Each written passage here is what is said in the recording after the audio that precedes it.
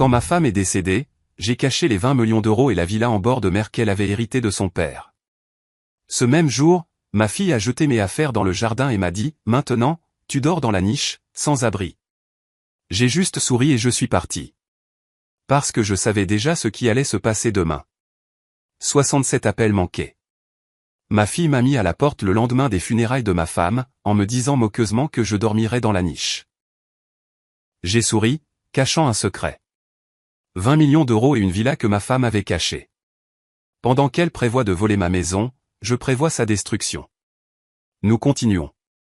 Veuillez vous abonner à la chaîne et nous dire d'où vous écoutez dans les commentaires. La maison semblait étrange, pas vide. Elle était pleine de gens offrant des condoléances que j'entendais à peine. Étrange parce que ma fille n'avait pas pleuré une seule fois. Étrange parce que son mari n'arrêtait pas de mesurer mes murs des yeux. Je me tenais près de la cheminée, acceptant les poignées de main et les condoléances murmurées avec des hochements de tête mécaniques. 40 ans en tant que procureur m'avaient appris à lire les gens, à déceler les petits détails qui révélaient leurs véritables intentions. À ce moment précis, ces instincts hurlaient en moi alors que je faisais semblant de ne pas remarquer.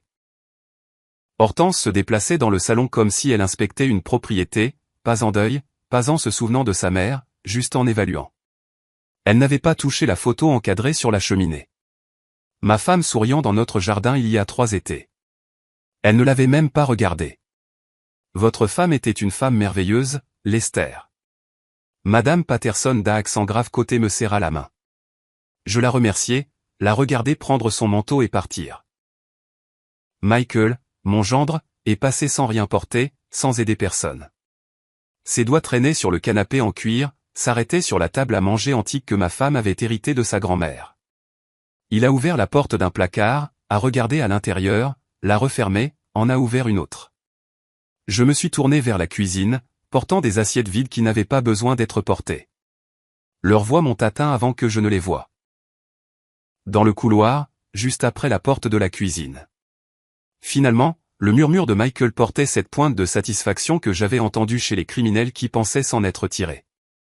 La maison est à nous maintenant. Nous pouvons rénover tout l'endroit. J'ai gardé mes mains stables sur le comptoir. Il n'a jamais rien eu d'autre de toute façon. La voix d'Hortense, la voix de ma fille. Juste ces murs. Maman a tout payé. J'ai rincé une assiette qui était déjà propre.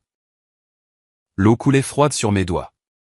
Ils se sont éloignés, retournant vers les invités restants. Je suis resté dans la cuisine, fixant le vide, analysant ce que j'avais entendu comme des preuves dans une affaire. Leurs mots, leur ton, l'absence totale de chagrin. La maison s'est vidée lentement. Les voisins sont partis. D'anciens collègues du bureau du procureur ont offert un soutien discret et sont partis. À 19h, seuls Hortense et Michael restaient. Elle m'a trouvé près de la fenêtre donnant sur le jardin. La niche que j'avais construite il y a 15 ans se tenait dans le coin, usée par le temps mais solide. À l'époque où Hortense m'appelait encore, papa, et m'aidait à la peindre en bleu. Papa. Elle croisa les bras. Pas de larmes, pas de chaleur. Nous devons parler demain matin de l'avenir, des arrangements. Je me suis détourné de la fenêtre.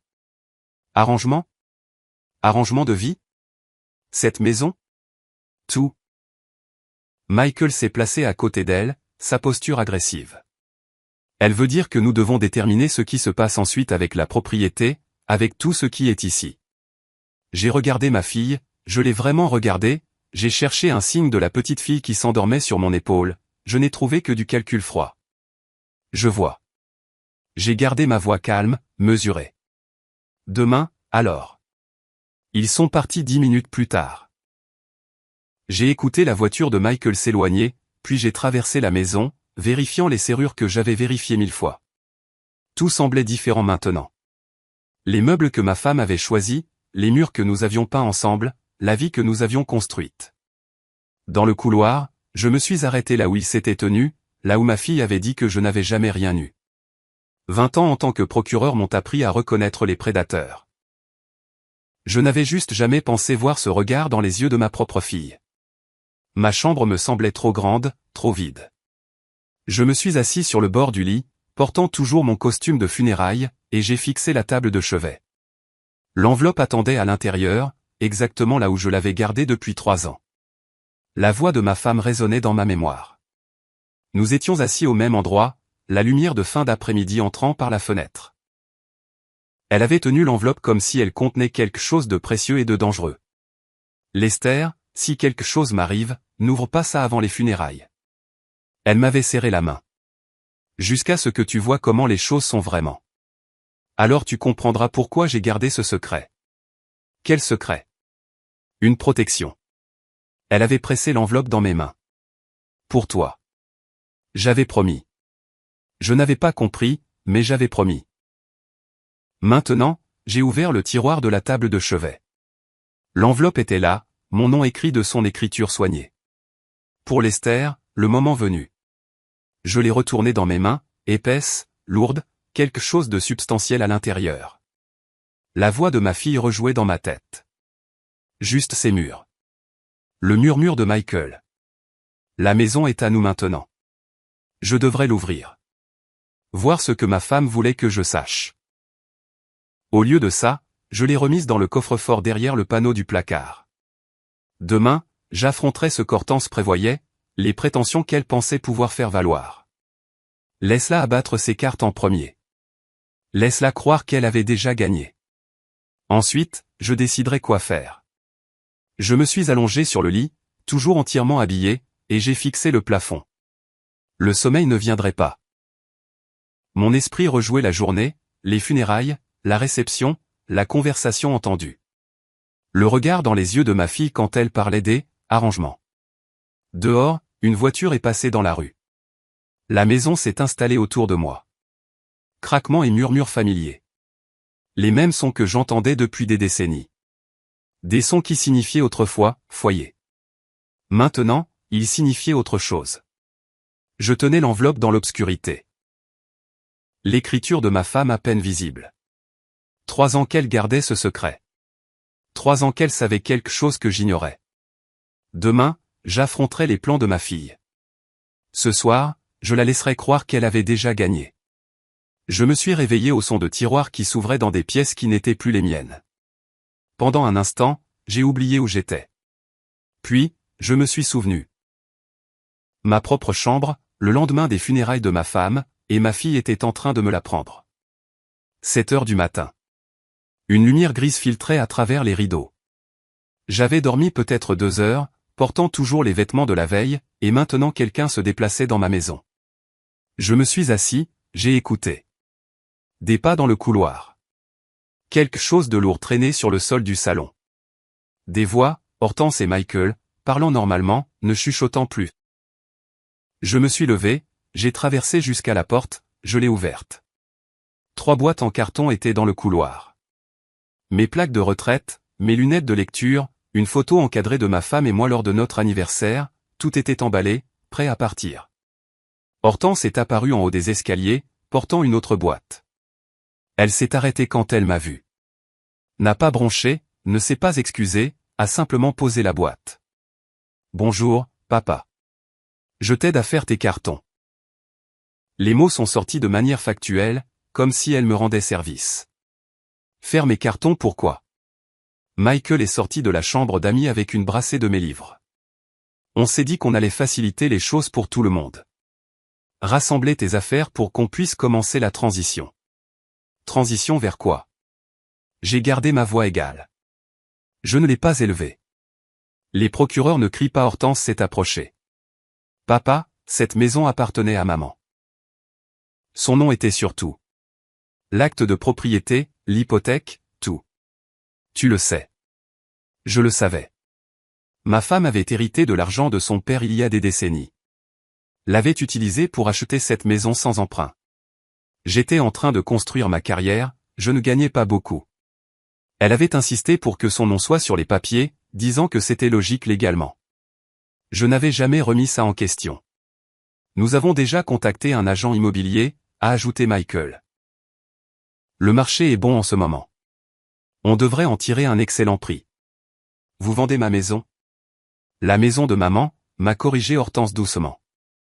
Et oui, nous avons besoin de l'argent. Les factures médicales de son traitement, les frais funéraires, tout. Tu comprends? Je comprenais beaucoup de choses. Juste pas ce qu'elle pensait que je comprenais. Où suis-je censé aller, exactement? Michael a haussé les épaules. Il y a cette niche dans le jardin. Assez solide. Il a souri en le disant. Il a vraiment souri. Hortense lui a lancé un regard mais ne l'a pas contredit. Au lieu de ça, elle a désigné les boîtes. On a trouvé un endroit qui pourrait convenir. Un motel longue durée près de l'aéroport, au mois. On peut t'aider avec le premier mois de loyer. Quelle générosité. Ne sois pas difficile. Elle a pris une des boîtes. Maman t'a soutenu pendant des années. Tu n'as jamais vraiment contribué. Elle m'a parlé de ton salaire, de la façon dont elle payait tout pendant que tu jouais au procureur. C'est juste la réalité qui te rattrape. Je suis passé devant elle, je suis descendu les escaliers, j'ai trouvé d'autres boîtes dans le salon, mes affaires triées et emballées par les mains de ma fille. Ma vie réduite à des contenants. Je dois prendre ma voiture, dis-je. On va t'aider à charger. Michael bougeait déjà, soulevant des boîtes, les transportant vers la porte. Je suis allé à ma voiture, garée dans l'allée où je l'avais laissée la veille. J'ai ouvert le coffre. Je suis revenu pour la première boîte. Hortense m'a rejoint à la porte. Pendant une seconde, j'ai cru qu'elle allait dire quelque chose. Qu'une fissure apparaîtrait dans cette façade froide. Qu'elle se souviendrait que j'étais son père. Hortense. Je me suis arrêté, je l'ai regardé. Je suis ton père. Ta mère vient de mourir hier. Ne fais pas ça.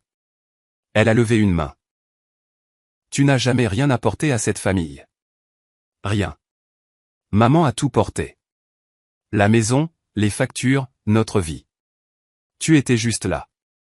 Ça a toujours été à elle, jamais à toi. J'ai porté la boîte jusqu'à ma voiture, je l'ai chargée, je suis retourné en chercher une autre. 3 voyages. C'est à ça que se résumait ma vie dans cette maison. 3 boîtes et 30 minutes. Michael se tenait à la porte alors que je chargeais la dernière. C'est tout? Pas de combat? Je me suis arrêté sur le seuil où ils se tenaient tous les deux. J'ai regardé ma fille une dernière fois. Elle ne voulait pas croiser mon regard. Tu as fait ton choix. Je suis allé à ma voiture, je suis monté et j'ai quitté McCormack Ranch. Je n'ai pas regardé en arrière. Si j'avais regardé en arrière, j'aurais pu perdre le contrôle que j'avais passé 40 ans à développer. Le Desert Palm Motel était situé à la périphérie de Scottsdale. Le genre d'endroit où les gens séjournent quand ils n'ont nulle part où aller. Tarif mensuel annoncé sur une enseigne délavée. Parking à moitié vide même le matin. Le réceptionniste m'a à peine jeté un coup d'œil quand je me suis enregistré. J'ai payé en espèces pour une semaine, pris la clé de la chambre 114 et y ai porté mes 3 boîtes.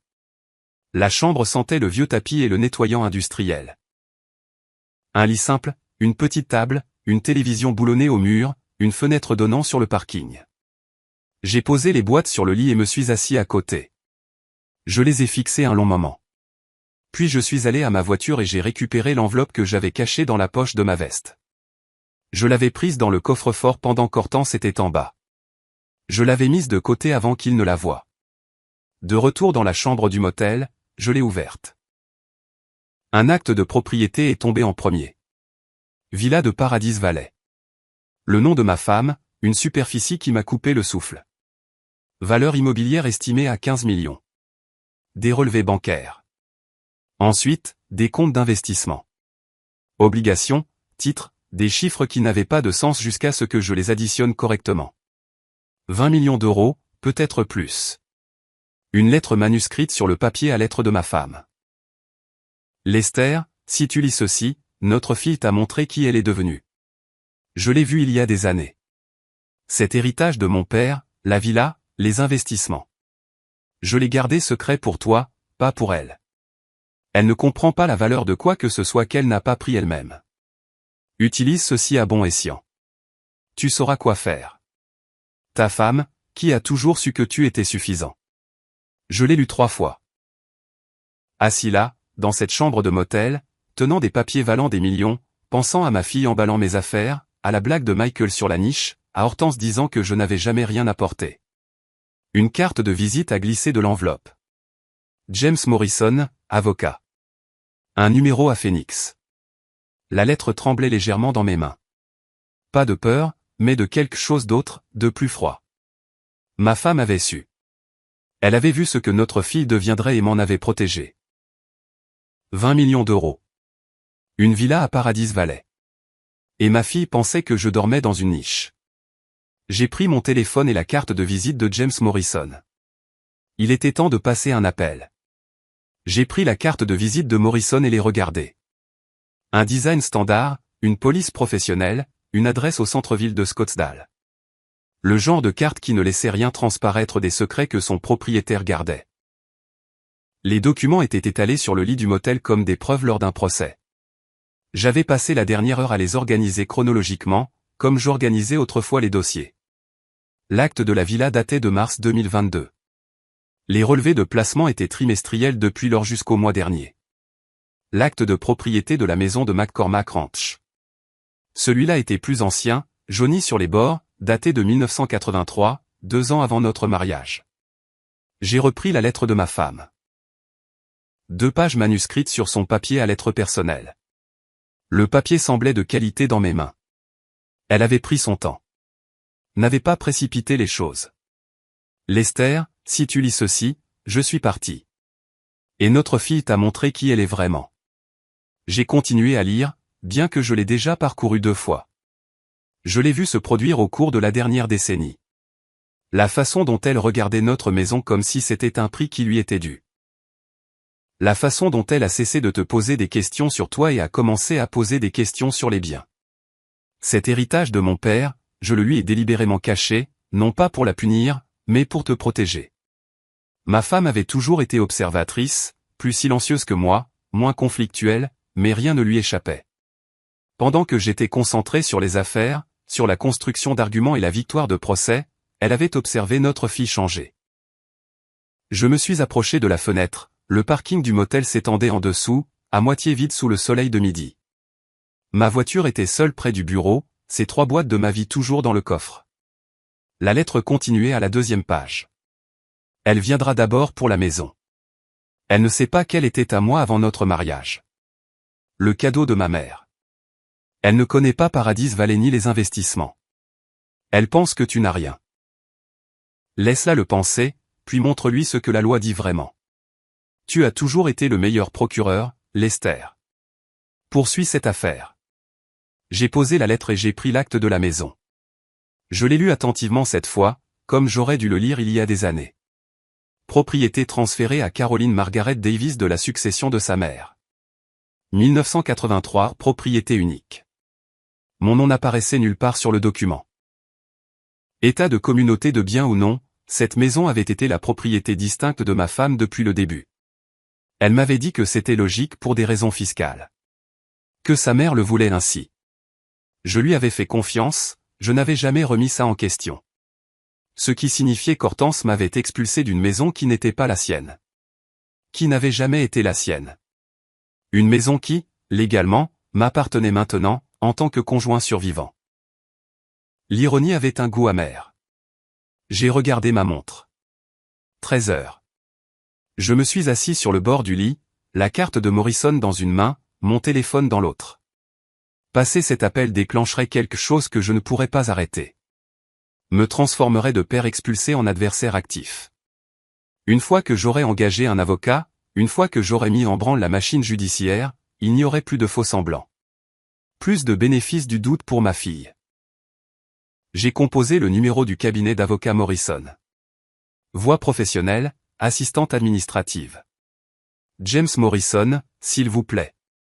C'est Lester Davis. Ma femme est décédée récemment et elle a laissé votre carte dans une enveloppe pour moi. Une brève attente, puis une voix différente. Masculine, mesurée et calme. Monsieur Davis, je suis vraiment désolé pour votre perte. Le ton de Morrison portait une sympathie sincère. Votre femme était une femme remarquable. Elle s'est préparée très soigneusement à ce moment.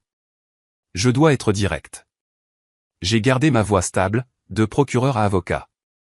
Ma fille m'a expulsé de ma maison hier. Elle croit que la maison lui appartient par héritage. Silence au bout du fil, puis, prudemment, je vois.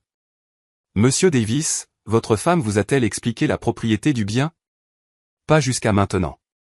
L'enveloppe contient plusieurs surprises. J'imagine bien. Morrison fit une pause. Nous devrions nous rencontrer immédiatement. Demain matin, 10 heures, à mon bureau. Apportez tous les documents que votre femme vous a laissés. Étage M. Davis, ne contactez pas votre fille et ne l'informez de rien de tout cela. Pas encore. Compris. J'ai jeté un coup d'œil aux papiers étalés sur le lit. J'ai appris la patience dans les salles d'audience, maître. Je peux attendre encore un peu. Nous avons confirmé l'adresse et mis fin à l'appel. J'ai posé le téléphone et je suis retourné aux documents. La villa a de nouveau attiré mon attention. 8 millions d'euros. Paradise Valley, l'un des codes postaux les plus riches de l'Arizona. Une propriété que ma femme possédait depuis 3 ans sans me le dire. Non pas parce qu'elle ne me faisait pas confiance, mais parce qu'elle me faisait confiance. Elle avait su ce que notre fille ferait. L'avait vu venir alors que je trouvais encore des excuses, espérant encore qu'Hortense sortirait de la phase dans laquelle elle se trouvait. Ma femme avait observé la transformation de notre fille, de jeune fille pleine d'espoir à femme calculatrice. Et elle avait fait des plans. Des plans qui n'incluaient pas de laisser Hortense me détruire. J'ai rassemblé les documents avec soin, je les ai remis dans l'enveloppe. Demain à 10 heures, j'apprendrai les détails, la procédure légale, le calendrier, la stratégie. Ce soir, je resterai dans cette chambre de motel avec mes 3 boîtes et la prévoyance de ma défunte femme, et je penserai à poursuivre une affaire. La lumière de l'après-midi changea sur le parking. Quelque part en ville, Hortense et Michael étaient probablement en train de s'installer dans ma maison, leur maison dans leur esprit, planifiant peut-être des rénovations, mesurant peut-être déjà pour de nouveaux meubles. Laissez-les planifier. Laissez-les célébrer. Laissez-les croire qu'ils avaient gagné. Les mots de ma femme résonnaient. Poursuis cette affaire. 20 ans en tant que procureur. Des centaines d'affaires, des milliers d'heures à construire des arguments, à trouver des faiblesses, à présenter des preuves. Je savais comment monter un dossier, je savais comment attendre le bon moment. La différence, c'est que je n'avais jamais poursuivi ma famille auparavant. J'ai posé l'enveloppe sur la table de chevet à côté de la carte de Morrison. Demain commencerait le processus. Des formulaires seraient déposés. Les roues tourneraient. La machine judiciaire grincerait vers une conclusion inévitable. Ma fille pensait qu'elle avait tout pris. Elle ne savait pas que tout ce qu'elle pensait avoir pris n'avait jamais été à elle, n'avait même jamais été à moi. Techniquement, c'était le cadeau de ma femme à moi à travers son absence. Je me suis allongé sur le lit du motel, entièrement habillé, fixant le plafond. Je me suis demandé ce qu'Hortense dirait quand elle réaliserait, quand elle comprendrait que sa mère n'était pas seulement morte, qu'elle avait laissé des instructions finales. Un jugement final. Demain à 10 heures. J'ai fermé les yeux, je n'ai pas dormi, j'ai juste attendu. Je me suis réveillé avant le réveil. La chambre du motel était sombre, mais j'étais déjà réveillé depuis 1 heure, à regarder le plafond, à passer en revue tout ce que je savais. À 10 heures, je rencontrerai l'avocat. À midi, je saurais si la loi était vraiment de mon côté, ou si la planification minutieuse de ma femme avait somehow raté un détail qui permettrait à ma fille de garder ce qu'elle avait pris. J'ai pris une douche, je me suis habillé avec le seul costume que j'avais emballé, bleu marine, professionnel, le même costume que je portais pour les plaidoiries finales. Il m'allait toujours, bien que le col me semblât plus lâche que dans mon souvenir. Le bureau de Morrison occupait le 3e étage d'un immeuble en acier et en verre au centre-ville de Scottsdale. Le répertoire du hall le mentionnait comme étant spécialisé dans la planification successorale et les successions. Bien. Cela signifiait qu'il connaissait le terrain. Le trajet en ascenseur semblait plus long que 3 étages. Sa réceptionniste a souri quand j'ai donné mon nom. Monsieur Davis, Monsieur Morrison vous attend. Entrez directement. Le bureau avait des fenêtres du sol au plafond donnant sur Scottsdale Road. Morrison se leva de derrière un bureau en acajou, tendit la main. La cinquantaine, des cheveux argentés, des yeux vifs derrière des lunettes sans monture, le genre d'yeux qui avait lu des milliers de documents et décelé chaque divergence. Monsieur Davis, merci d'être venu. Sa poignée de main était ferme. Asseyez-vous, je vous prie. Je me suis installé dans le fauteuil en cuir en face de son bureau, j'ai posé l'enveloppe sur mes genoux. Avant de commencer, a dit Morrison, je veux que vous compreniez que votre femme et moi avons passé un temps considérable sur son plan successoral. Elle était très précise sur ses souhaits et très soucieuse de vous protéger. Elle a réussi. J'ai ouvert l'enveloppe, j'ai étalé les documents sur son bureau. Je suppose que vous les reconnaissez. Morrison a examiné chaque papier attentivement, a hoché la tête. J'ai rédigé le testament moi-même, j'ai assisté à la signature. Votre femme était méticuleuse. Parlez-moi de la maison. Il a sorti un dossier de son tiroir. La propriété de McCormack Ranch était la propriété distincte de votre femme, acquise avant votre mariage par la succession de sa mère. En Arizona, la propriété distincte reste distincte, sauf si elle est explicitement convertie en propriété communautaire. Votre femme n'a jamais fait cette conversion, ce qui signifie qu'en tant que conjoint survivant et unique bénéficiaire de son testament, la maison vous appartient légalement, sans conteste. Les mots se sont installés entre nous. Simple, clair, définitif. Ma fille m'a expulsé il y a 2 jours. L'expression de Morrison n'a pas changé, mais son stylo s'est arrêté au milieu d'une note. Elle n'avait aucune autorité légale pour le faire. La maison n'était pas à elle. Elle ne le savait pas, la plupart des gens ne comprennent pas la loi sur la propriété distincte. Morrison s'est penché en avant. Voici ce qui va se passer maintenant. Nous déposons les documents de succession auprès de la Cour supérieure du comté de Maricopa. C'est une procédure standard, généralement de 3 à 4 mois. Pendant ce temps, nous déposons également un avis d'expulsion contre votre fille et son mari. Ce sont des occupants illégaux de votre propriété. J'ai assimilé ça. Combien de temps avant qu'ils ne doivent partir? La loi de l'Arizona exige un préavis de 60 jours pour une expulsion résidentielle. Nous déposons, ils reçoivent l'avis, le compte à rebours commence. S'ils ne quittent pas volontairement, nous allons au tribunal. Compte tenu des circonstances, vous l'emporterez facilement. Et la villa? Les investissements? Morrison a ouvert un autre dossier. La propriété de Paradise Valley et les comptes associés étaient également la propriété distincte de votre femme, héritée de son père en 2022. Elle a établi des désignations de bénéficiaires clairs vous nommant unique héritier. Pas de complications là non plus.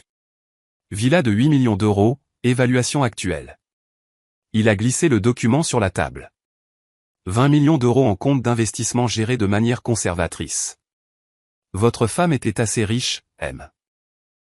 Davis, et elle s'est absolument assurée que cette richesse vous reviendrait à vous, pas à votre fille. Je me suis adossé. Le fauteuil en cuir a légèrement grincé. Par la fenêtre, Scottsdale s'étendait sous un ciel clair de l'Arizona. Quelque part dans cette étendue, Hortense vivait dans une maison qui n'était pas la sienne, rêvant d'un argent qui ne viendrait jamais. Pourquoi a-t-elle fait ça? Ai-je demandé. Gardez ça secret. Morrison a sorti un autre document, des notes manuscrites de l'écriture de ma femme, des commentaires en marge sur une ébauche de son testament. Elle m'a laissé des instructions pour les partager si vous le demandiez. Il a tourné les pages vers moi.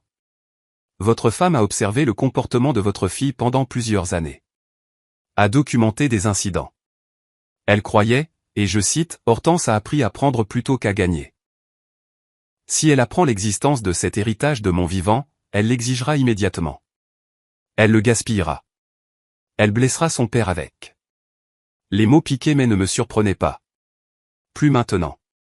Morrison a continué, votre femme voulait que vous soyez protégé et que ses biens soient préservés. Elle a tout structuré pour garantir ce résultat. Elle était assez brillante à ce sujet, en fait. Que dois-je faire? Signer les papiers de représentation. Me donner l'autorité de déposer les procédures de succession et d'expulsion.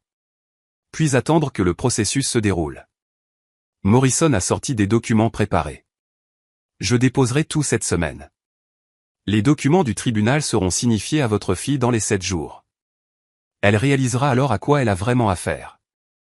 J'ai examiné les papiers, un accord de représentation standard, les conditions de provision, les autorisations de dépôt au tribunal, tout était clair et en règle. Que fera-t-elle, ai-je demandé. Quand elle le découvrira.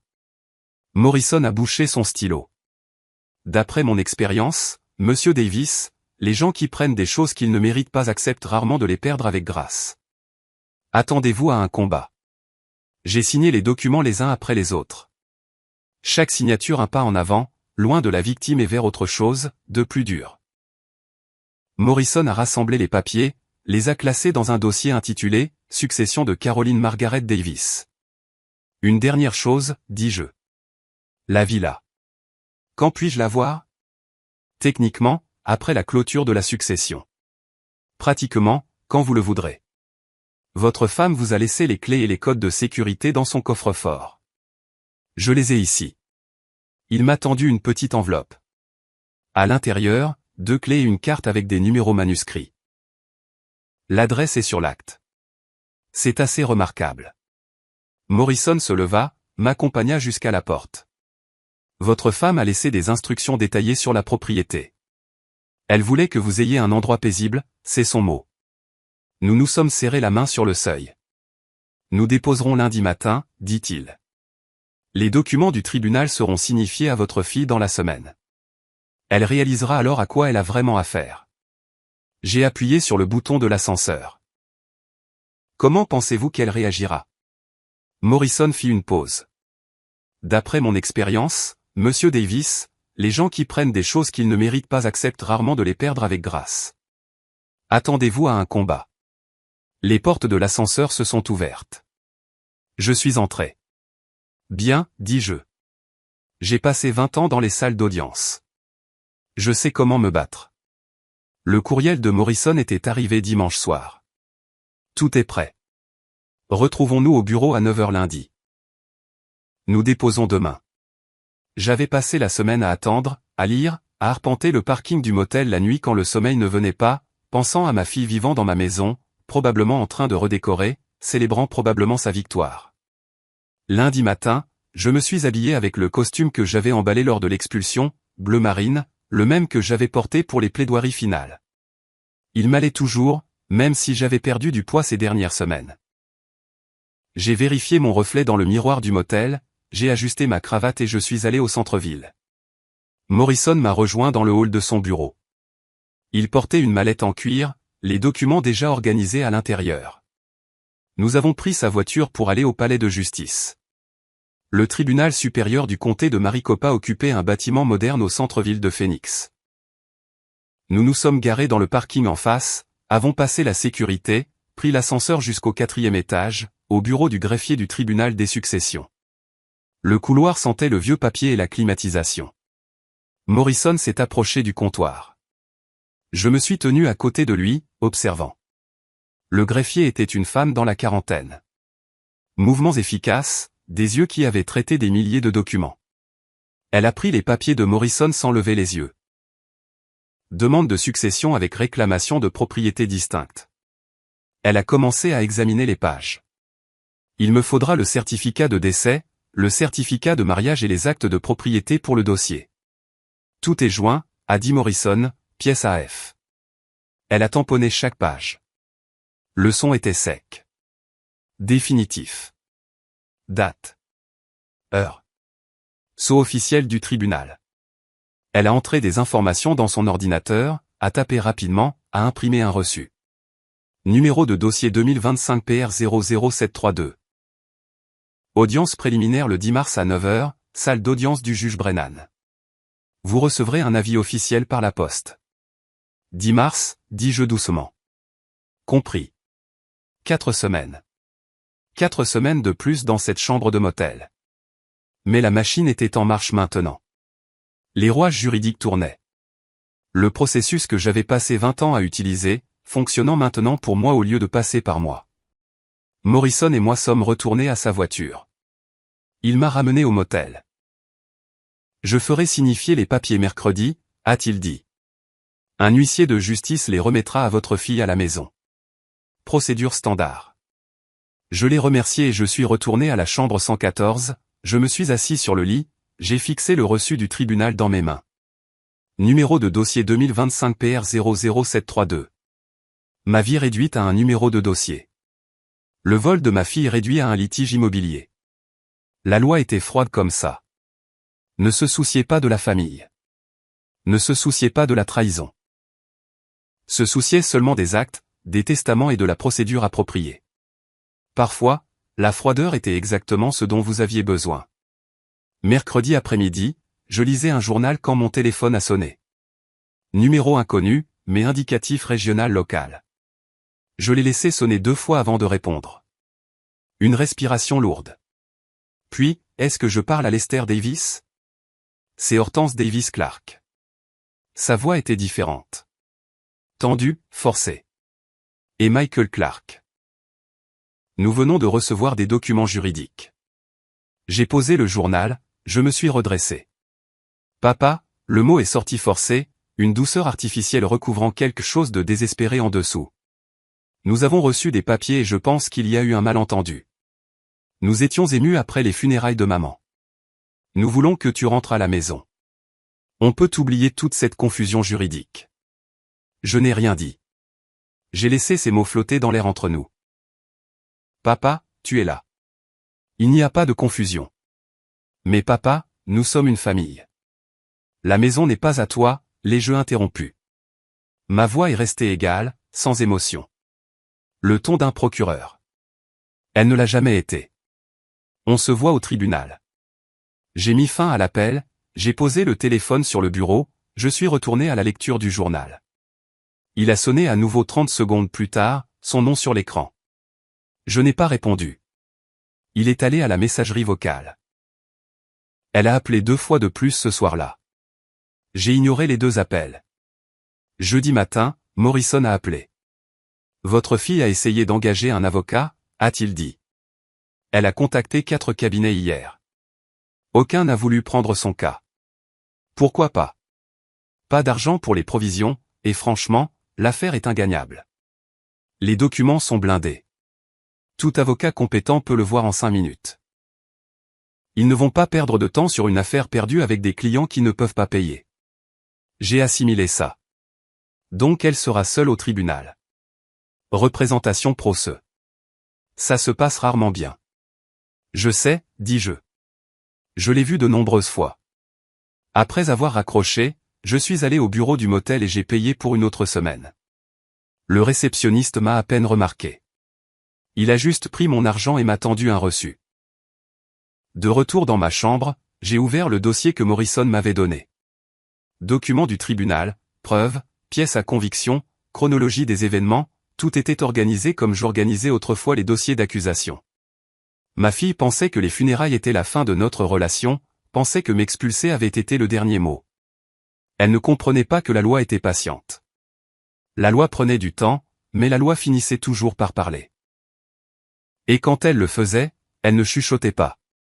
Mon téléphone a vibré. Un texto de Morrison. Audience confirmée le 10 mars à 9h. Juge Brennan a signé. Elle est juste, mais sans fioriture. Parfaite pour ce cas. J'ai répondu, j'y serai.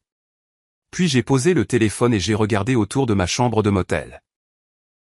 Les meubles qui n'étaient pas à moi, les murs qui n'étaient pas à moi, l'espace temporaire que j'occupais depuis 3 semaines pendant que ma fille dormait dans mon lit, mangeait dans ma cuisine, planifiait des rénovations pour ma maison.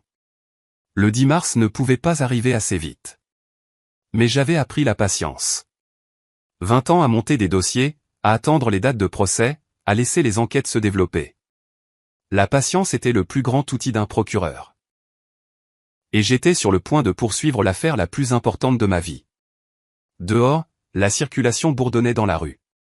Phoenix s'étendait sous le soleil de février. Quelque part dans cette étendue, ma fille paniquait probablement. Se disputait probablement avec Michael. Réalisait probablement que la maison qu'elle pensait posséder lui échappait. Laissez-la paniquer. Laissez-la se disputer. Laissez-la réaliser. L'audience était dans 4 semaines. Et j'attendrai chaque jour s'il le fallait, parce que la loi était de mon côté. Les documents étaient de mon côté. La planification minutieuse de ma défunte femme était de mon côté. Et ma fille, elle n'avait que des suppositions et de la cupidité. Le costume semblait étrange. Je ne l'avais pas porté depuis mon dernier jour au bureau du procureur il y a 5 ans. Bleu foncé, bien repassé, l'uniforme des salles d'audience où j'avais passé 20 ans. J'ai ajusté la cravate dans le miroir du motel. Audience à 9h. 4 semaines d'attente se terminaient aujourd'hui. Il était temps de laisser la loi parler. Morrison m'a rejoint dans le hall du palais de justice. Nous avons passé la sécurité ensemble, prit l'ascenseur jusqu'à la salle d'audience de la juge Brennan au 3e étage. La salle d'audience était plus petite que celle où j'avais travaillé, moins de bancs, une seule rangée pour les spectateurs, mais la disposition était familière. Le banc du juge surélevé, la barre des témoins à droite, les tables des avocats tournées vers l'avant. J'étais resté à des tables comme celle-ci des centaines de fois. Je n'aurais jamais pensé m'asseoir à l'une d'elles en tant que partie plutôt qu'en tant que procureur. Hortense et Michael étaient déjà là, au premier rang de l'autre côté. Elle portait une robe sombre, conservatrice, essayant d'avoir l'air respectueuse. Michael portait un costume qui ne lui allait pas, trop serré aux épaules. Ils étaient assis l'un près de l'autre, chuchotant. Aucun des deux ne m'a regardé quand Morrison et moi sommes entrés. Nous avons pris nos places à la table du demandeur. Morrison a arrangé ses dossiers, a positionné les pièces à conviction dans l'ordre. Je me suis assis à côté de lui, les mains croisées, observant. À 9 heures précises, l'huissier s'est levé. Levez-vous. L'honorable Sarah Brennan préside. Tout le monde s'est levé. La juge Brennan est entrée de ses quartiers, la fin de la cinquantaine, des cheveux gris tirés en arrière, des yeux vifs qui ne manquaient rien. Elle a pris son siège. Nous nous sommes tous assis. Affaire 2025 PR 00732, a annoncé le greffier. Concernant la succession de Caroline Margaret Davis. La juge Brennan a ouvert le dossier devant elle, a lu en silence un moment, puis a levé les yeux. Monsieur Morrison, vous représentez le demandeur. Morrison s'est levé. Oui, votre honneur. Lester Davis, le conjoint survivant. Et les défendeurs sont ici pro-se. Hortense se leva maladroitement. Oui, votre honneur. Je suis Hortense Davis Clark. Voici mon mari, Michael Clark. Nous nous représentons nous-mêmes. Très bien. Le ton de la juge Brennan était neutre mais ferme. Il s'agit d'une audience préliminaire sur une demande de succession et une réclamation de propriété distincte. Monsieur Morrison, présentez votre cas. Morrison s'est levé, a sorti la première pièce à conviction. Votre honneur, le demandeur, Lester Davis, est le conjoint survivant de Caroline Margaret Davis, décédée le 15 février 2025. Nous avons le certificat de décès marqué comme pièce A. Il l'a remis au greffier, qui l'a passé à la juge. La propriété en question, située au 4742 East Montecito Avenue à Scottsdale, a été achetée par Madame Davis en 1983, avant son mariage avec Monsieur Davis en 1985. L'acte de propriété, pièce B, montre la propriété unique au nom de Caroline Davis. Un autre document a été transmis. En vertu de la loi de l'Arizona, la propriété acquise avant le mariage reste une propriété distincte, sauf si elle est explicitement convertie en propriété communautaire. Aucune conversion de ce type n'a jamais eu lieu. Le testament de Madame Davis, exécuté en 2022 et marqué comme pièce C, nomme Lester Davis comme unique bénéficiaire de toutes les propriétés distinctes, y compris cette résidence. La juge Brennan a examiné chaque document attentivement. Et la réclamation des défendeurs? Morrison a fait un geste vers Hortense. Les défendeurs, qui sont la fille et le gendre de Madame Davis, n'ont aucune réclamation documentée sur la propriété. Ils semblent avoir supposé un héritage basé sur la relation familiale malgré le langage clair du testament. Hortense s'est levée d'un bond. Ce n'est pas vrai. Ma mère a toujours dit que la maison serait à moi. Elle m'a dit. La juge Brennan l'a interrompue. Mademoiselle Davis Clark, vous aurez votre chance de répondre. Asseyez-vous. Hortense s'est assise. Son visage était rouge. Michael a posé sa main sur son bras. Morrison a continué. De plus, votre honneur, les défendeurs ont physiquement expulsé Monsieur Davis de la propriété le 16 février, le lendemain des funérailles de Madame Davis, sans aucune autorité légale pour le faire. Ils occupent la résidence illégalement depuis près de 4 semaines. Votre honneur. Hortense se leva à nouveau, la voix tremblante. Mon père n'a jamais contribué à cette maison. Ma mère a tout payé. Il n'avait même pas son nom sûr. L'acte parle de lui-même, Mademoiselle Davis Clark. La voix de la juge Brennan était glaciale. Que votre père ait contribué financièrement ou non est sans importance. La propriété était la propriété distincte de votre mère et son testament la lui distribue. Avez-vous une documentation montrant une structure de propriété différente? Une preuve que votre mère avait l'intention que vous héritiez de cette propriété spécifique? Silence. Hortense a regardé Michael. Il fixait le sol.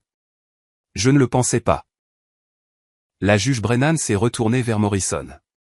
Autre chose?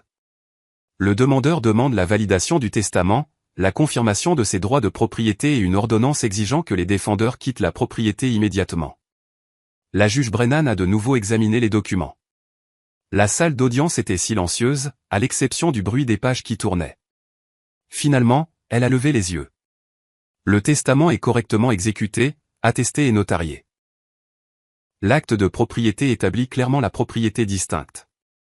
Le certificat de mariage confirme le statut de conjoint. Monsieur Morrison, je valide le testament et je confirme la propriété de la propriété par Monsieur Davis.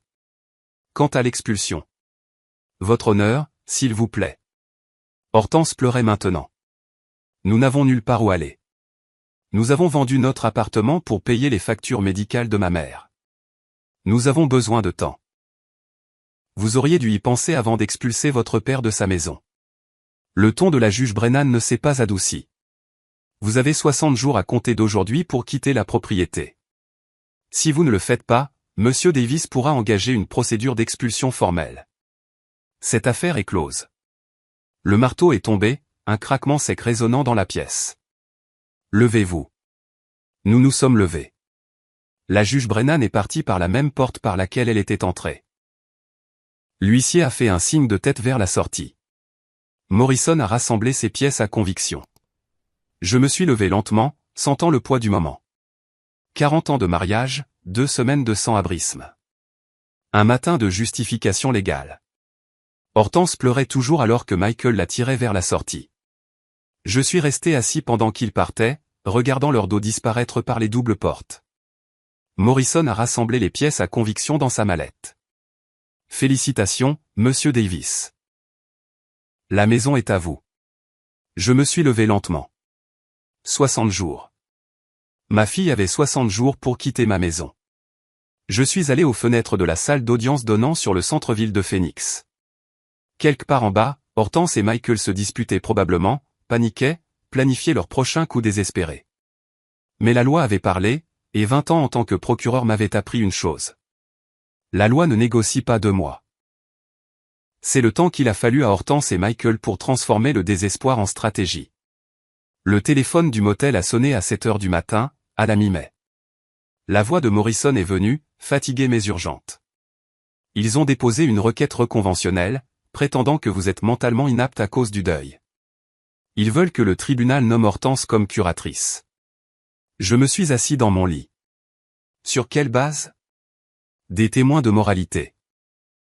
Un voisin prétendant que vous avez eu un comportement erratique avant la mort de votre femme.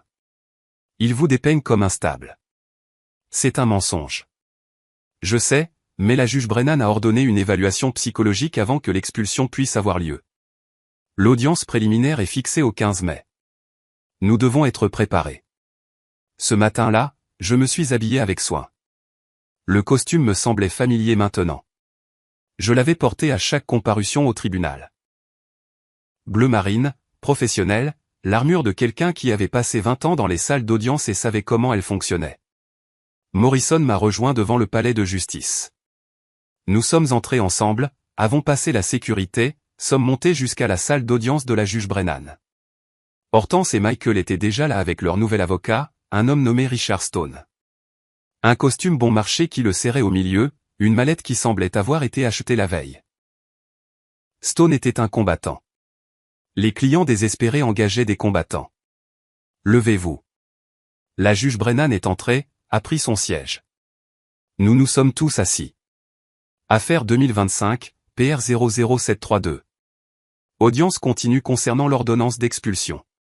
La voix du greffier résonnait dans la petite salle d'audience. Requête reconventionnelle déposée par les défendeurs. Stone se leva. Votre honneur, nous demandons le report de l'ordonnance d'expulsion en attendant l'évaluation psychologique du demandeur. Nous avons des preuves suggérant que M. Davis n'était pas sain d'esprit lorsqu'il a engagé ces procédures. Morrison s'y est opposé. Votre honneur, c'est une tactique de retardement transparente. J'entendrai les preuves, Monsieur Morrison. Le ton de la juge Brennan était neutre. Monsieur Stone, présentez votre témoin. Une femme que je n'avais jamais vue auparavant a pris la barre. Eleanor Shaw, début de la soixantaine, des mains nerveuses, des yeux qui ne croisaient pas tout à fait les miens. Madame Shaw, comment connaissez-vous le demandeur? Je suis sa voisine. Je vivais à 3 maisons de lui sur Montecito. C'était déjà un mensonge. J'avais vécu dans cette rue pendant 40 ans. Jamais vu cette femme. Stone a continué. Avez-vous observé quelque chose d'inhabituel dans le comportement de M. Davis dans les mois précédant la mort de sa femme? Oui. Sa voix vacillait. Je l'ai vu plusieurs fois tard dans la nuit marcher dans son jardin en chemise de nuit, se parlant à lui-même. C'était inquiétant. Morrison était sur ses pieds. Objection. Fondement. Ce témoin a-t-il été qualifié comme ayant une expertise en évaluation de la santé mentale? Rejeté. Madame Shaw, dites-nous simplement ce que vous avez observé, pas votre interprétation. Mais le mal était fait. La graine était plantée. Le contre-interrogatoire de Morrison était chirurgical. Madame Shaw, vous dites que vous vivez à 3 maisons? Oui. Sur l'avenue Montecito? C'est exact. Morrison a sorti un document. Voici un plan de propriété des archives du comté de Maricopa. Pouvez-vous indiquer votre maison? Le visage de Shaw est devenu pâle. Elle ne pouvait pas, c'est parce que vous ne vivez pas sur l'avenue Montecito, n'est-ce pas? Morrison a produit un autre papier. Selon votre permis de conduire, que vous avez fourni dans votre déclaration sous serment, vous vivez sur Maple Street, à 5 km de là. Stone s'y est opposé. La juge Brennan a rejeté l'objection. De plus, a continué Morrison, votre profil LinkedIn montre que vous avez travaillé avec Hortense Davis Clark de 2019 à 2021. Vous n'êtes pas une voisine. Vous êtes une ancienne collègue qui ment sous serment. La salle d'audience est devenue silencieuse. L'expression de la juge Brennan s'est durcie, mais elle était prudente, attentive. Monsieur Davis, j'ordonne une évaluation psychologique. Non pas parce que je crois à ces allégations, mais parce qu'elles ont été soulevées et que je veux qu'elles soient traitées de manière définitive. Nous nous reverrons le 25 mai à 10 h. Morrison a commencé à s'opposer, mais je lui ai touché le bras. Laisse tomber. Laisse-les perdre leur temps. Je savais ce que l'évaluation montrerait. Cet après-midi-là, j'étais assis dans le bureau du docteur Sarah Mitchell, complétant des évaluations cognitives sur une tablette. Reconnaissance de forme, rappel de mémoire, résolution de problèmes. Elle a posé des questions prudentes sur mon état émotionnel. Comment gérez-vous la mort de votre femme? Triste. J'ai gardé ma voix égale. En colère contre certaines personnes, mais fonctionnelle.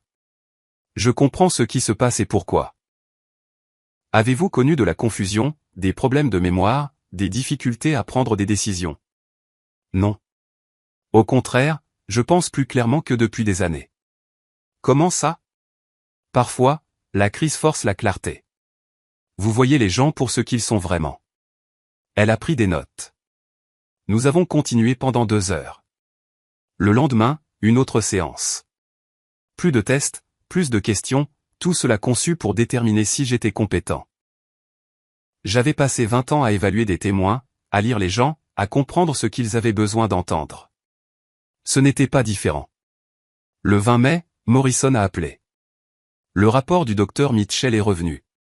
Vous êtes entièrement compétent. Excellente fonction cognitive, réponses émotionnelles appropriées, aucune preuve de capacité diminuée. Bien. L'audience est dans 5 jours. Nous présenterons cela et demanderons l'application immédiate de l'ordonnance d'expulsion. Ce soir-là, je suis retourné au motel et j'ai trouvé Michael qui attendait dans le parking, appuyé contre ma voiture, les bras croisés, la posture de quelqu'un qui essaie d'intimider. Je me suis garé à 2 places de là, je suis sorti lentement. Mon téléphone était déjà dans ma main, l'application d'enregistrement ouverte, le microphone pointé vers l'avant. Tu dois abandonner ce procès, vieil homme. J'ai continué à marcher vers ma chambre. Ou quoi, Michael? Il s'est détaché de ma voiture, m'a suivi. Ou je te rends la vie très difficile. Je connais des gens. Des gens qui ne posent pas de questions. Je me suis arrêté, je me suis retourné pour lui faire face. Vous me menacez? Je te donne un conseil. Sa voix s'est faite plus basse. Prends-le. Il s'est éloigné, est monté dans sa voiture, est parti. Je suis resté dans le parking, tenant mon téléphone, regardant ses feux arrière disparaître. Puis j'ai parlé dans l'enregistrement. 20 mai, 19h15. Michael Clark vient de me menacer dans le parking du motel Desert Palm. J'ai transmis l'audio à Morrison, puis à la police de Scottsdale. J'ai déposé une plainte. 5 jours de plus. 5 jours jusqu'à l'audience où cela se terminerait. Je suis entré, j'ai verrouillé la porte et je me suis assis sur le lit. J'ai pensé à ma fille engageant une femme pour mentir sous serment. J'ai pensé à Michael me menaçant dans un parking. J'ai pensé à jusqu'où ils étaient allés pour garder quelque chose qui n'avait jamais été à eux. L'évaluation a prouvé que j'étais compétent. L'enregistrement a prouvé qu'ils étaient désespérés. Et les gens désespérés font des erreurs. Je devais juste attendre la dernière. Le 25 mai est arrivé, clair et chaud. Je me suis habillé de mon costume, je suis allé au palais de justice, j'ai retrouvé Morrison dans le hall à 9h. Ils vont perdre, a-t-il dit, et lourdement. Je sais. Nous avons pris l'ascenseur jusqu'à la salle d'audience de la juge Brennan. Hortense et Michael étaient déjà assis avec Stone. Elle avait l'air épuisée, des cernes sous les yeux. La mâchoire de Michael était serrée, ses mains crispées sur la table. Levez-vous. La juge Brennan est entrée. Nous nous sommes levés, assis, avons attendu. Affaire 2025, PR 00732. Audience finale sur l'application de l'expulsion. Sa voix était nette, efficace. Monsieur Morrison, présentez vos preuves. Morrison s'est levé, a sorti des documents. Votre honneur, l'évaluation psychologique du docteur Sarah Mitchell, complétée le 18 mai. Il l'a remise au greffier, qui l'a passée à la juge. La juge Brennan a lu en silence. 2 minutes, 3. Puis elle a levé les yeux. Le rapport est sans équivoque.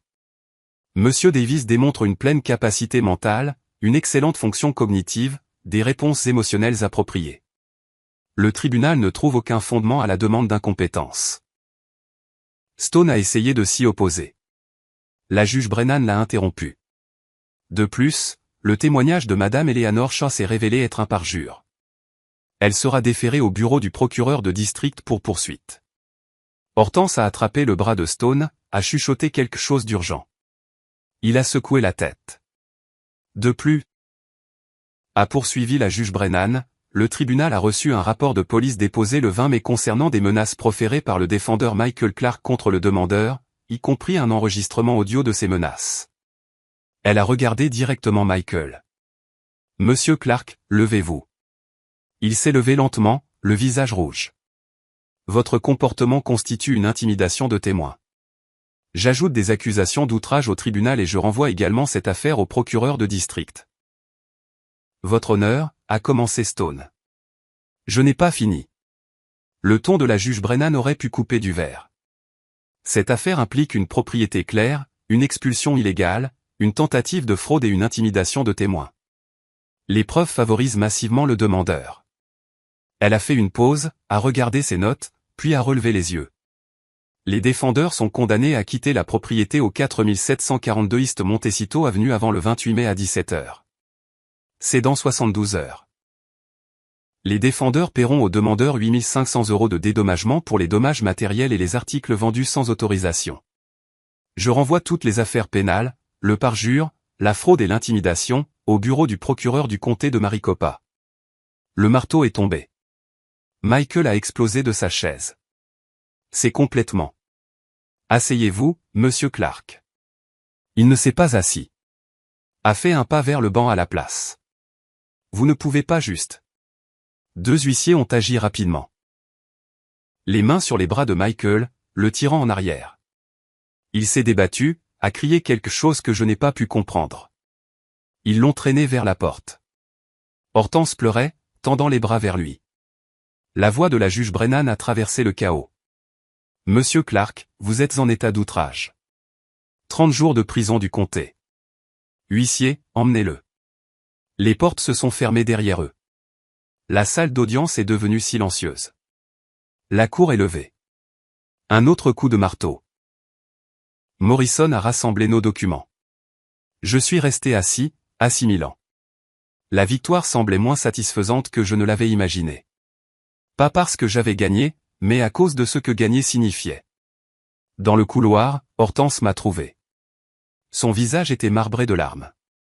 Le maquillage avait coulé. « Papa, s'il te plaît. » Sa voix s'est brisée. « On ne peut pas faire ça. On n'a pas d'argent, nulle part où vivre. » Je l'ai regardé.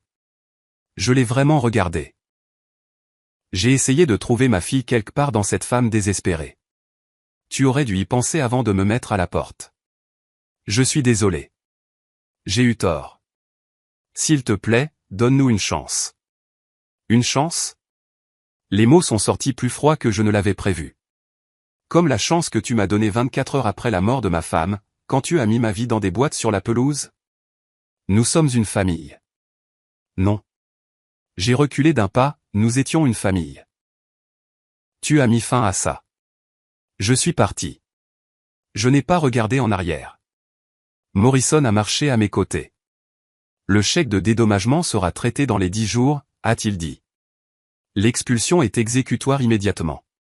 Nous avons quitté le palais de justice ensemble, nous sommes restés un moment dans le parking, sans parler. Félicitations, Monsieur Davis. Merci.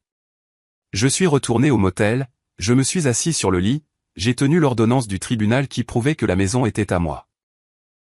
La villa était à moi. Tout était à moi. La victoire avait un goût de vide. Non pas que je regrettais de m'être battu. Ce n'était pas le cas.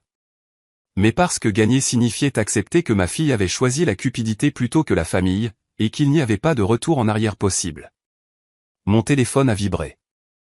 Un texto d'un numéro inconnu. Tu le regretteras. Je savais que c'était Michael. Je l'ai transféré à Morrison, puis à la police de Scottsdale. J'ai fait un autre rapport. 72 heures. Dans 72 heures, je pourrais rentrer chez moi. Mais la maison n'était plus la même. Ne pouvait plus l'être. Pas après tout ce qui s'était passé. Pas après ce que ma fille était devenue. Je me suis allongé sur le lit du motel, l'ordonnance du tribunal toujours dans les mains, et j'ai fixé le plafond. J'ai pensé à 40 ans de mariage, 3 mois de sans-abrisme, un matin de justification légale, et je me suis demandé si la justice était censée avoir ce goût de vide. La date limite était le 28 mai à 17 heures. Je suis arrivé à ma maison, à 17h15, ne leur donnant aucune excuse pour prétendre que je forçais une expulsion anticipée. Morrison est venu avec moi, ainsi qu'un adjoint du shérif pour assurer une transition pacifique. La porte d'entrée était déverrouillée. À l'intérieur, la maison était vide. Pas vide de meubles. Cela était à moi et restait. Vide d'eux.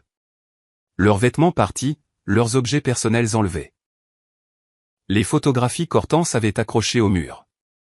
Des photos de sa famille, de ses réalisations, de sa vie. Toutes enlevées. Seuls les trous de clous restaient.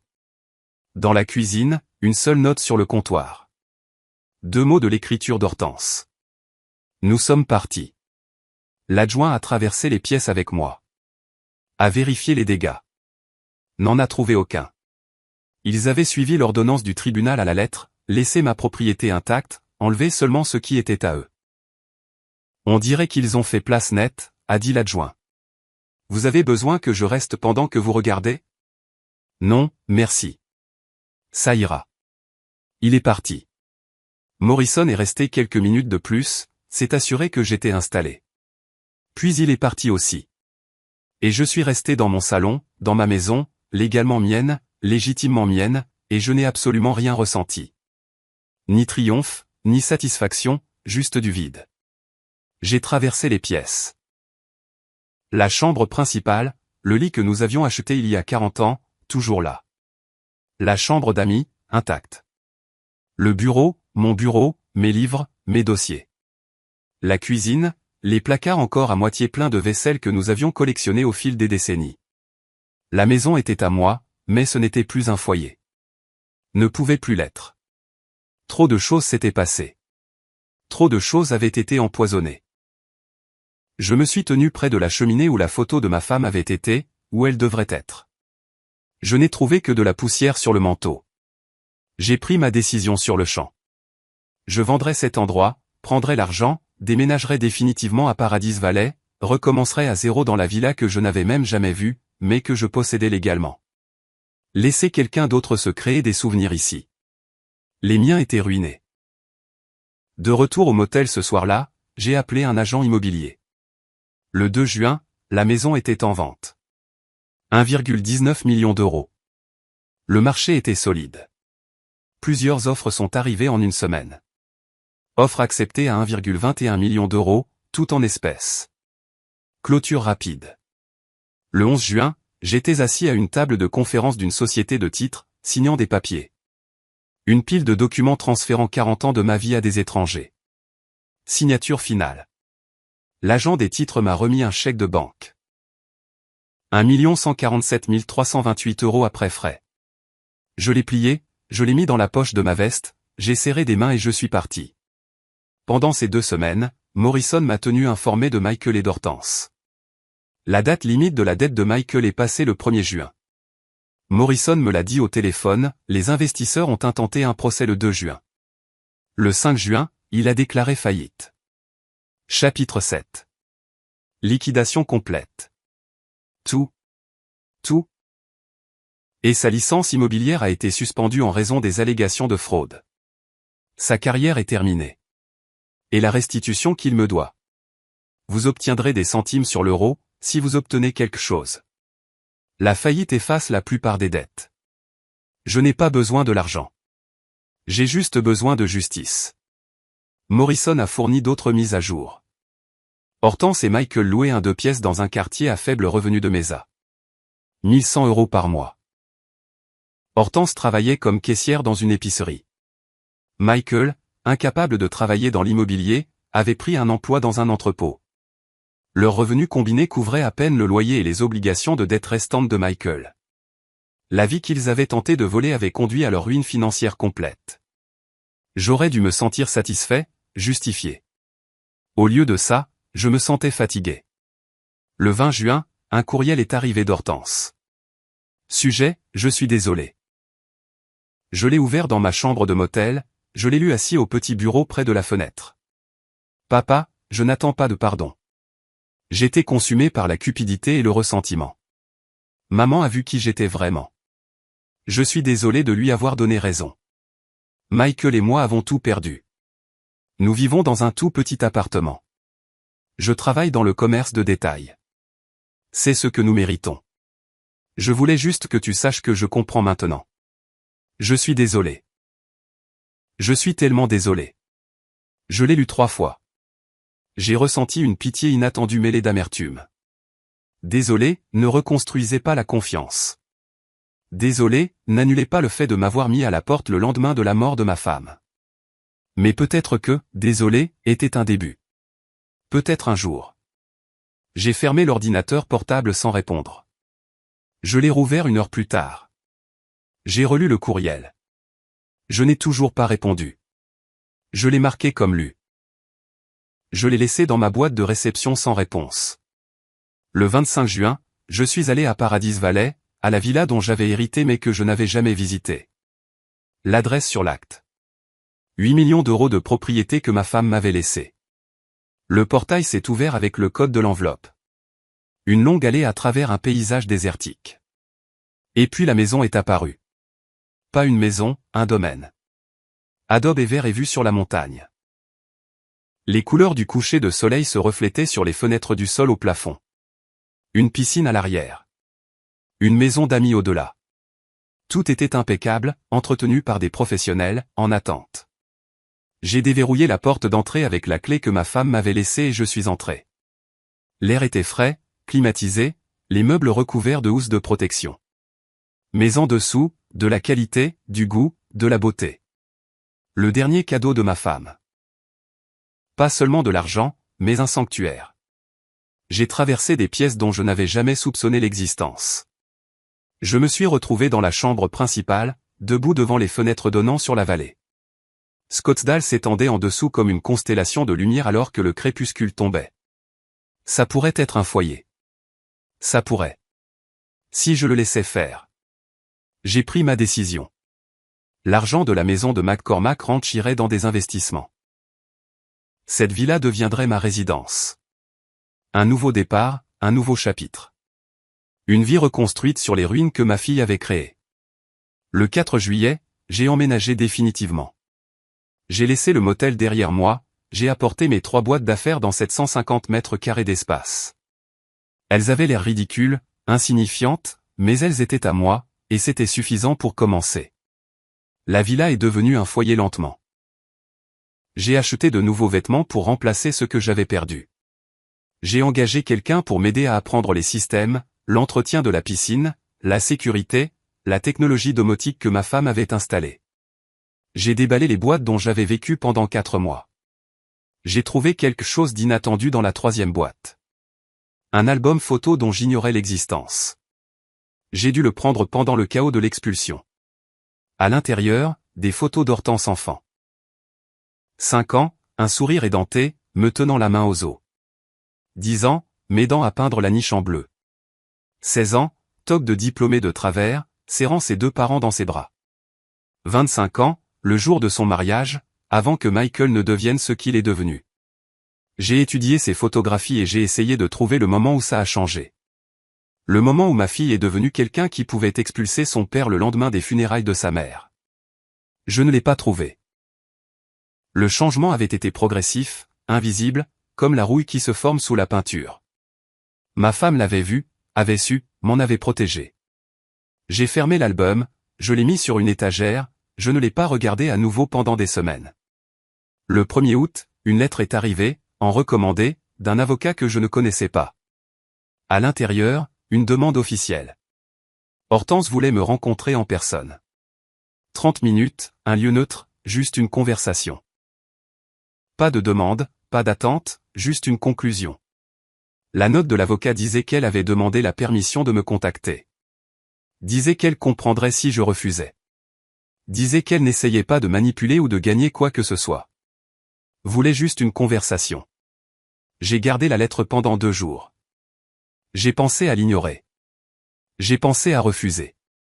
J'ai pensé à ma femme et à ce qu'elle aurait voulu. J'ai finalement appelé l'avocat. Une réunion, 30 minutes maximum. Un café à mi-chemin entre Paradise Valley et Mesa. Jeudi à 14 h. Elle y sera. Merci d'avoir réfléchi. J'ai raccroché avant qu'il ne finisse. Jeudi est arrivé, chaud et clair. Je suis allé au café. Je suis arrivé 10 minutes en avance, j'ai pris une table près du fond, j'ai commandé de l'eau, j'ai attendu.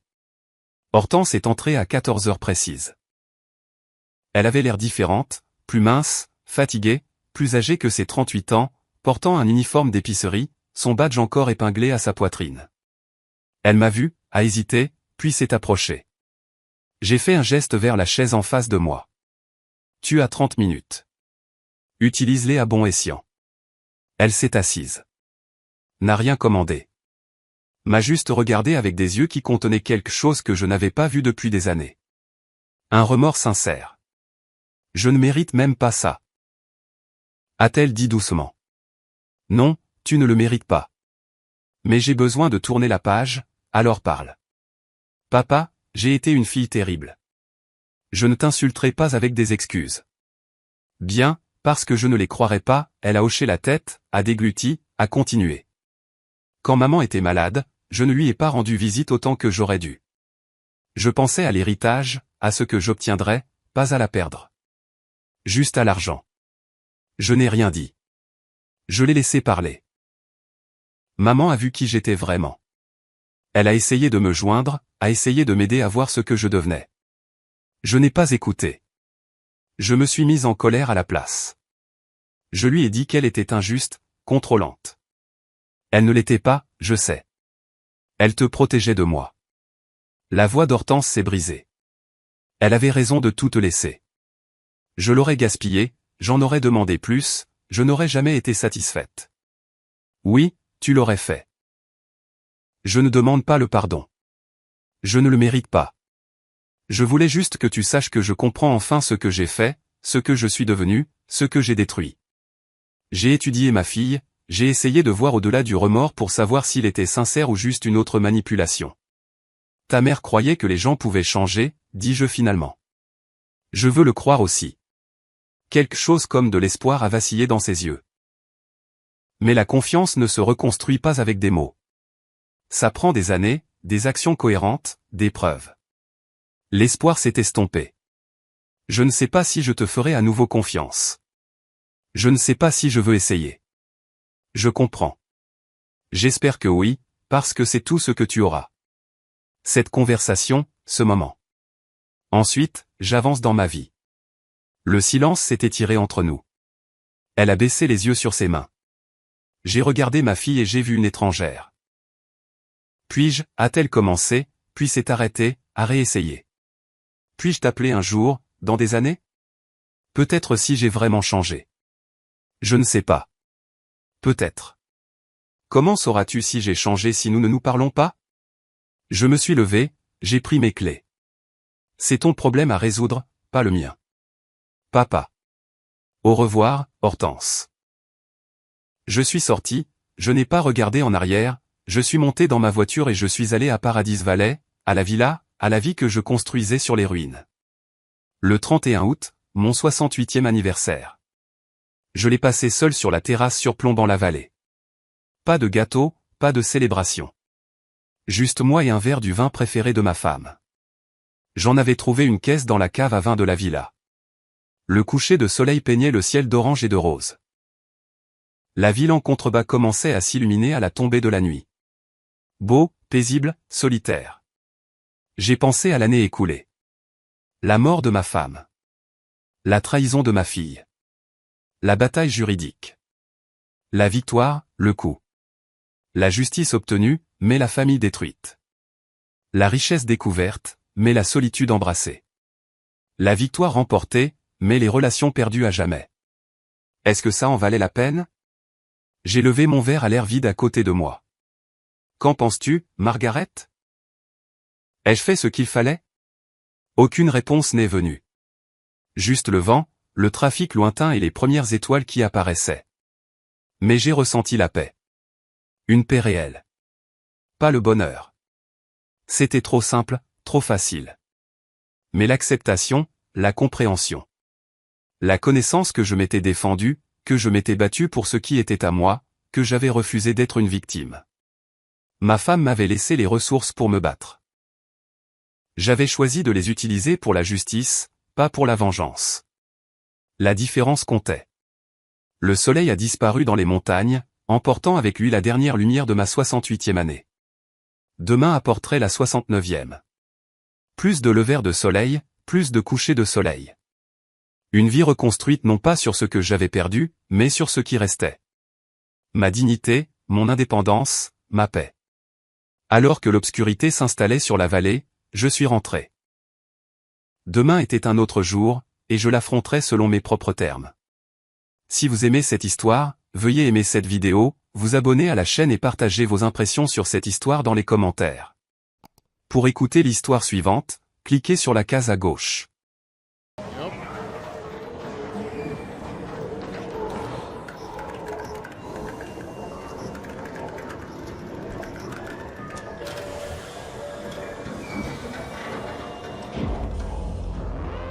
Remember, don't leave the teams behind, bud. Man, shut the fuck up. Take the dick out your ass, bitch. Don't leave your team behind. I asked them, what are you doing? I don't know, trying to survive. This motherfucker went to go push the fucking button to leave. Talking about, I don't know what I'm doing. I'm just trying to survive. Like, the brain power you use is minimal to when I wipe the brain power I use to wipe my ass.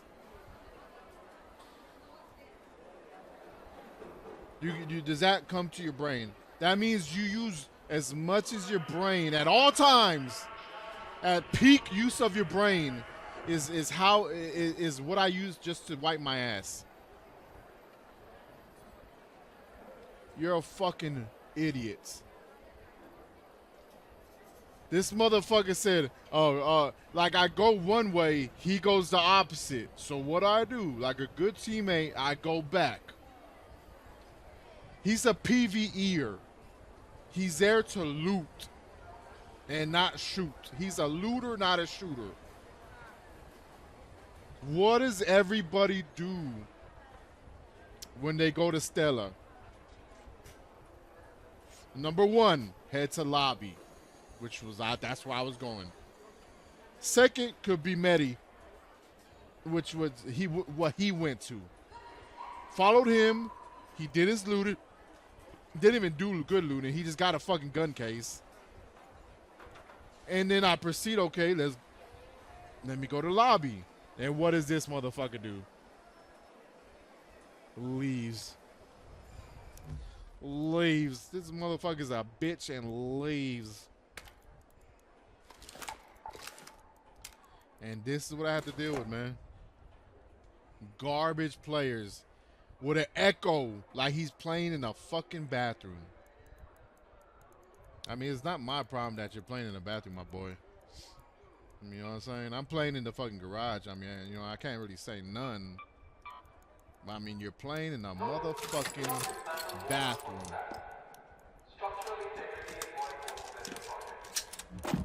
Alright, now we repaired that one, so we just repaired that level 1. Now we could just, you know, upgrade it later. Upgrade that bitch later.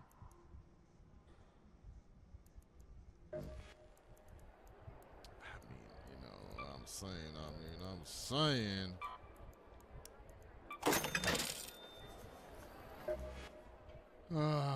And Slim's still in a fucking solo round. This motherfucker. He's probably trying to find the fucking new gun, the new gun blueprint. I think I was playing with Diz last night. I think our first game in Hurricane, I found the fucking blueprint. Either the first or definitely the second. It was definitely the second or the first. Found the fucking blueprint, like the first or second cache opened. Like, bam, there we go. Now we just need the Labro, which is the legendary shotgun, which is, I mean, we opened a ton of shit yesterday. Like fucking just going in there like not scared at all. It's like, fuck it, we're pushing it, fuck it, boom. Didn't give us no fucking blueprint at all.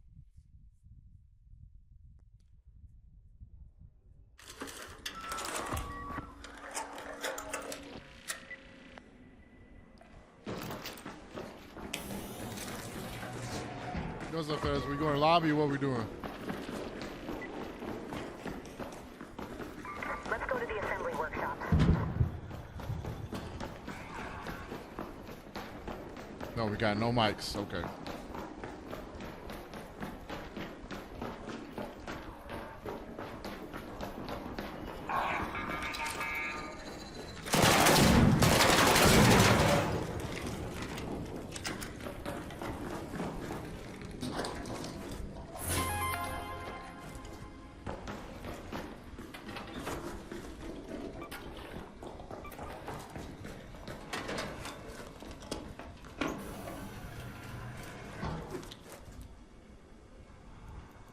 Let's go to the lobby.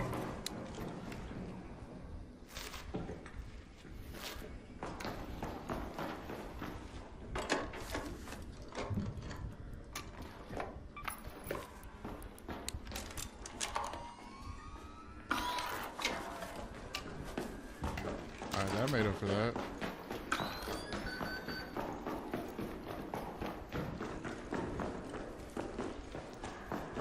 Mr. Blue, you coming to the lobby with us, or you just, you know, screwing around? Oh. Danger, close by.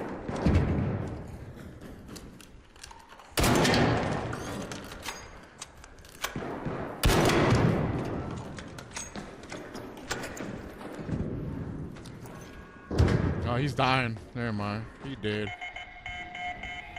He definitely got two left hands.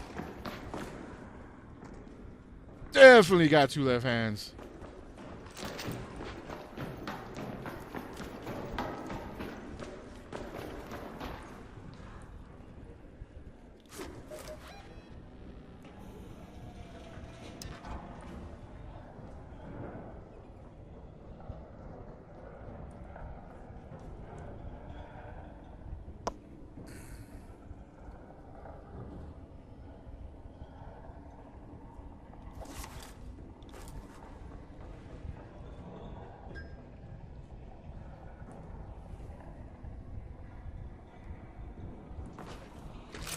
Can't make this shit up.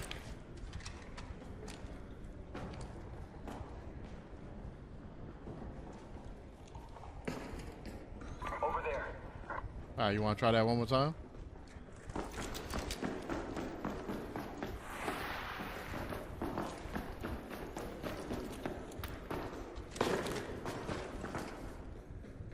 Mr. Two Left Hands, you gonna die again? You're gonna come with us. Oh. Come on now.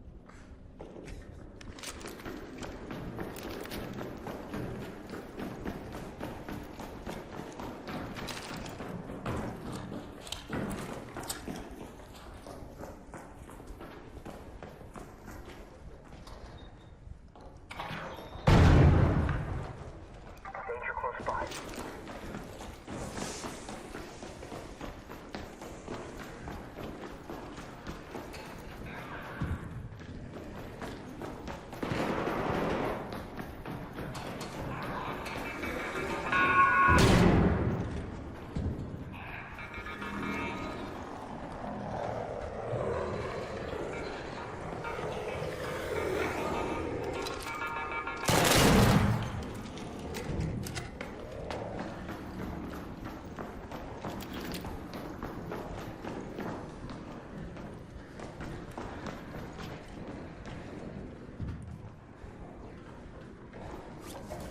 Danger over here. Oh my bad, I didn't mean to do that.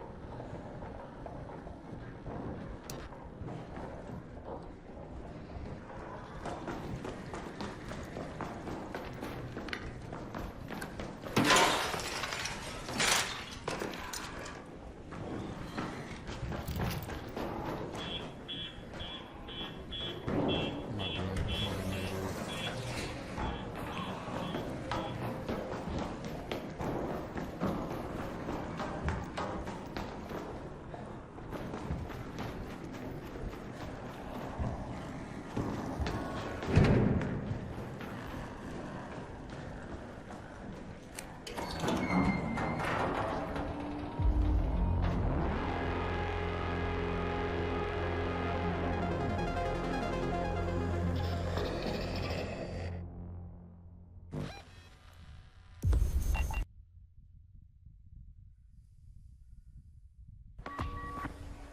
At this point, I'm just gonna play solos, man.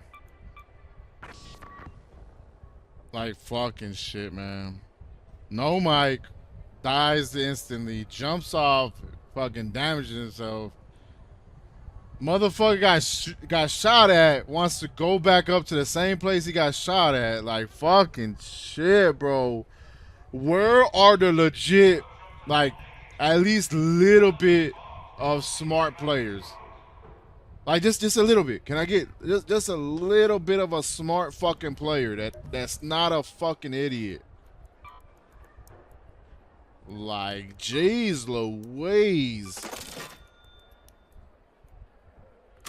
Shit.